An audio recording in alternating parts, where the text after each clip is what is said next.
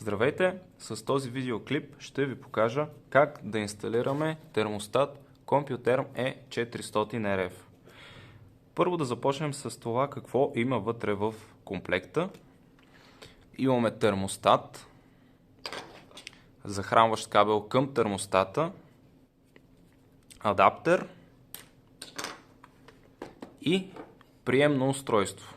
Приемното устройство трябва да бъде вързано както към отоплителния уред, така и към електрическото захранване от квалифицирано лице.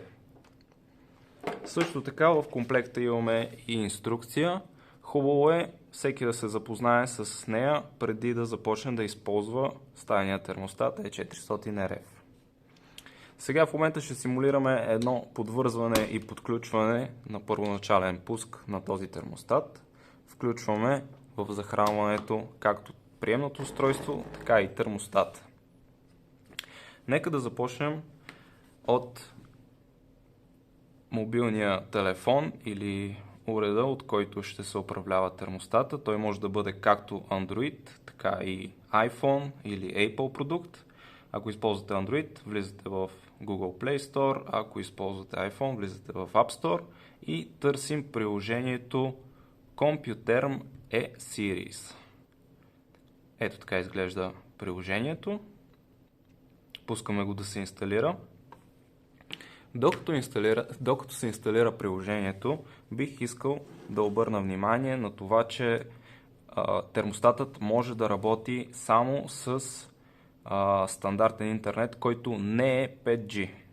Тоест работи на честота 2,4 ГГц.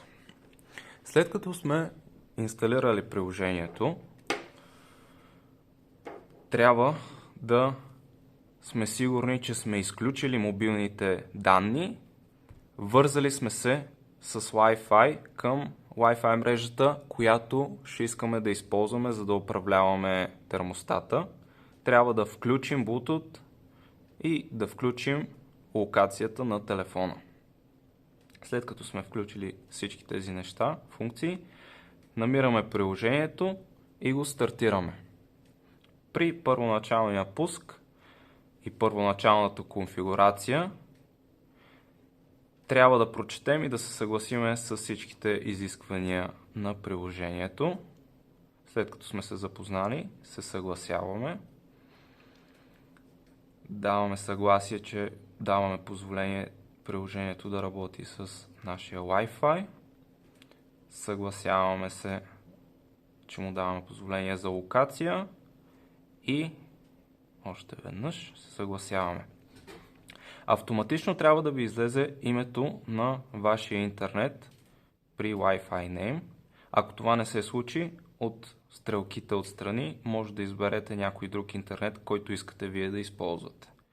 Нека да обърна внимание само, ако използвате телефон, продукт на марка Apple, например iPhone, е възможно да не ви излезе тук името, не трябва да се притеснявате, може да кликнете и ръчно да въведете правилно името и паролата на вашия интернет. При мен излиза автоматично, ще го избера.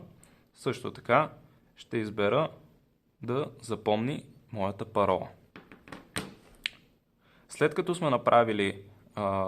сме въвели данните в телефона, преди да започнем връзката, трябва да вземем термостата, да го изключим чрез Power бутона. В нашия случай ще видим, че ни мига иконката за Wi-Fi. Задържаме стрелката нагоре за поне 10 секунди, а може и понякога по-дълго време да отнеме, докато не светне дисплея с температурата, актуалната и с всички функции.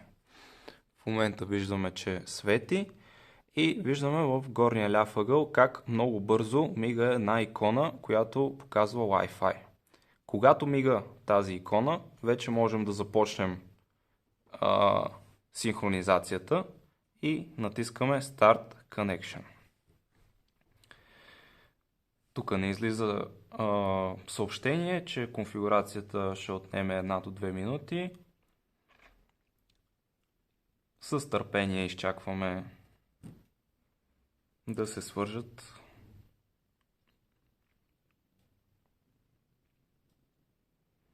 Ако сме следвали всички стъпки правилно, ще ни излезе съобщение Successfully Added. Това означава, че успешно сме се свързали към интернет мрежата и към термостата.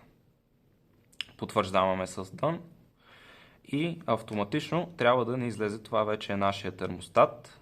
Ако случайно тук не излезе, с Search можем да го потърсим и съответно да го намерим, или в случай, че имаме повече от един термостат и сме инсталирали повече от едно устройство, могат така да ни излязат повече от едно устройство. Влизаме да ви покажа как изглежда приложението. Това е основното меню. Както виждаме, в момента температурата в нашето помещение е 22 градуса и 80. Ако искаме да променим моментално температурата, взимаме или с плюса, или с минуса, или с самия плъзгач. Избираме, например, по-висока температура и сега термостатът предава този сигнал към приемното устройство. Също така е важно да ви обърна внимание, че термостатът е хубаво да се постави и да се монтира в близост до вашия рутер, тъй като е важно връзката между рутера и термостата да е здрава. В момента тук е включен различен режим. Това е режим на против замръзване. Ако прочетете книжката, ще може да се запознаете с всички функции.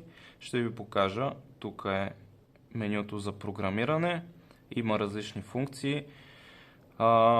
Отгоре избираме съответно за кои от дните искаме да направим различни програми.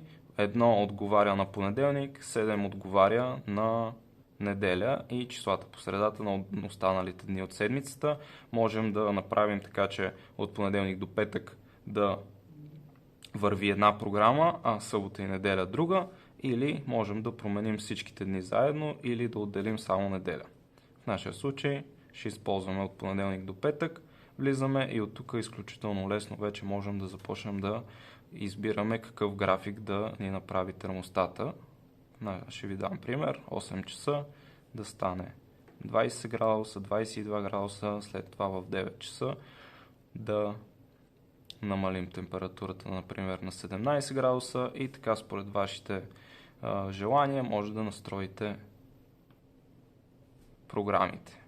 Може да разгледате и останалите функции на термостата, запознайте се с инструкцията и ползвайте термостата. Много благодаря за вашето внимание. Ако случайно имате допълнителни въпроси, може да ги напишете отдолу в коментарите или да се свържете директно с нас topomax.bg. Благодаря ви.